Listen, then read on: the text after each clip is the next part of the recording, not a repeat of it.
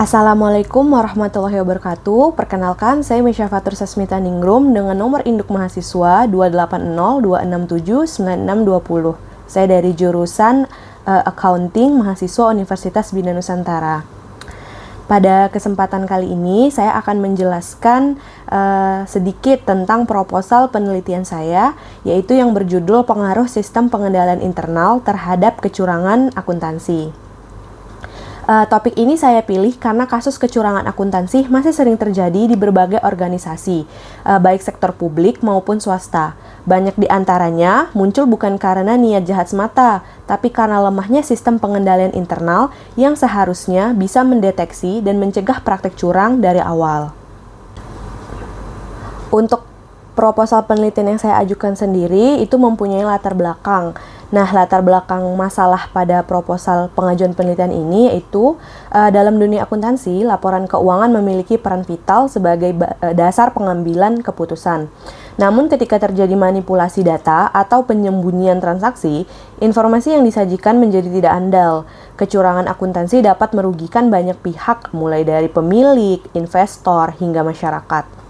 Nah, di sini peran sistem pengendalian internal menjadi penting. Sistem ini berfungsi sebagai mekanisme untuk memastikan bahwa aktivitas perusahaan berjalan sesuai kebijakan, serta laporan keuangannya valid dan akurat. Namun, pada kenyataannya, masih ada perusahaan yang belum menerapkan pengendalian internal secara optimal. Akibatnya tentu saja peluang terjadinya fraud tetap tinggi. Dari fenomena inilah saya tertarik meneliti sejauh mana sistem pengendalian internal mampu menekan resiko kecurangan akuntansi. Yang selanjutnya itu ada rumusan masalah dari penelitian ini. Secara sederhana itu saya membuat apakah sistem pengendalian internal berpengaruh terhadap kecurangan akuntansi. Ini dengan tujuannya adalah untuk mengetahui dan menganalisis sejauh mana sistem pengendalian internal yang baik dapat mengurangi atau mencegah praktik kecurangan akuntansi di dalam sebuah perusahaan. Kemudian selanjutnya setelah rumusan masalah dan tujuan penelitian itu ada tinjauan pustaka dan landasan teori. Nah, pada penelitian ini saya mendasarkan pada agensi teori yang menjelaskan adanya konflik kepentingan antara pemilik dan manajer. Tanpa mekanisme kontrol, manajer bisa saja bertindak demi kepentingan pribadi dan melakukan manipulasi laporan keuangan. Selain itu, sistem pengendalian internal mengacu pada 5 komponen utama menurut Choso. Yang pertama itu ada lingkungan pengendalian, yang kedua penilaian resiko, yang ketiga aktivitas pengendalian, yang keempat informasi dan komunikasi, serta yang terakhir kegiatan pemantauan. Sementara itu, kecurangan akuntansi dijelaskan melalui fraud triangle, yaitu tekanan, peluang, dan rasionalisasi, 3 faktor utama yang biasanya mendorong seseorang melakukan sebuah kecurangan. Setelah tinjauan pustaka dan landasan teori, penelitian terdahulu dan kerangka pemikiran juga penting. Sejumlah penelitian sebelumnya menunjukkan bahwa semakin kuat pengendalian internal, semakin rendah potensi terjadinya fraud.